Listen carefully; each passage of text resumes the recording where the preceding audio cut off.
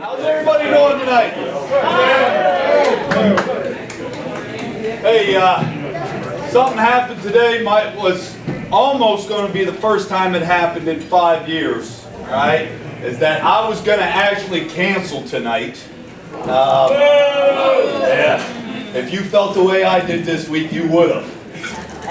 But it's been I've been under the weather a little bit this week, and so this morning I got up and I told Tricia, my wife, I said, I don't think I can get the Knutes here by the end of the day. I felt that bad at 5 o'clock in the morning. I said, I don't know 13 hours later what I'm going to feel like. And then I get to work. I talked to Jeff Michaels in the morning. I said, Jeff, I said, I might not do Knutes. He said, all right. I called Bill Morgan, and I said, Bill, I might not do Knutes. He said, well, do whatever you have to do. And then I sat there and we went into a staff meeting before I was going to call John. And I went to staff meeting and I was talking to the staff, and and I said to them, I said, I can't cancel this. I said, I expect my players to fight through adversity, so I got to fight through adversity, so that's why I'm here tonight. All right? So I can't tell them to do stuff I'm not willing to do. Let me caution you this too, okay? We won the game. Everybody know that, right?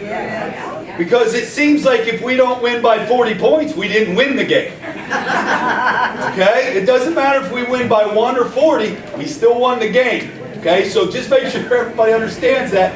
We still won the game. Now, did it go as smoothly as we wanted it to? No. Okay? At halftime, we had to make sure we sat them down and calmed them down and got them refocused on what needed to be done. So we beat them 20-13. We beat them by a touchdown. Okay? Couldn't keep from getting behind the sticks.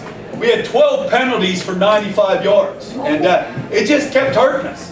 And it was the little things. We'd get a good gain on first down, or we'd gain a first down on third down, and all of a sudden it'd be a penalty and we're right back to where we were. I think we had 3rd and 28 at one time, or something like that. And we actually converted the first down on it. We won on 4th down. But we can't get in those situations and expect to be successful all the time. So what I liked about Saturday is that we did face some adversity. All right? And that now I talked to the team tonight after practice saying, we can check that off the list. We already went through the adversity part. But I'm just glad we came out on top, or you guys would probably not be here tonight. Yeah, would it come to yell at you? Yeah, you're throwing french fries at me. All right. Jeff Golias, our tight end, caught his first touchdown pass as a tight end for the Red Raiders. John Knute would be happy about that. Okay.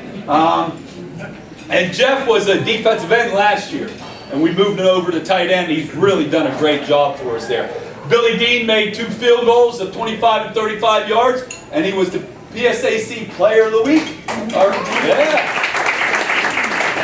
So, in the last 2 weeks, the first 2 weeks of the season, we have been Shippensburg has had a representative on that. So that's pretty good for us, and we're very excited. Kurt Walker had 3.5 tackles for loss and 2.5 sacks on Saturday. Kevin Taylor had 3 pass breakups. And as Coach Mack said earlier, it was not pretty at all times. But the thing was that we did a lot of great things and moved the ball very well. It was just what we call the self-inflicted wounds that kind of stopped us and held us in our tracks. But when you put up 400+ yards of offense, almost 30 first downs, and you're getting the success that we had, you got to look back at the mistakes and say, hey, fellas, we just got to clean it up. And that's stuff that we consistently, as an offensive staff, are working with our guys. So, I mean, obviously we want to make plays and we want to take advantage of the opportunities that we have. But we talked about, as part of the process, really playing a clean football game. And if we play a clean football game, we are talented enough, we have enough weapons that we can be successful. Yeah, I will give credit to the players because we come in the locker room, and as coaches, we're like, okay, you know what, we're not bad because we have our chances. The players were very confident. There was not a lot of panic. They weren't pointing fingers, or, oh, you missed this throw, or, oh, you dropped that pass, or, oh, you didn't miss this block, or you didn't make this block. They came right out and said, you know what, Coach, we got you. All right, we're going to get it. So I said, all right, well, come on, let's pick it up. You will see that they are very athletic. They are very fast, and they are big, okay? The Vulcans will be ready to play, especially after they lost to Bloom last weekend. There's no question.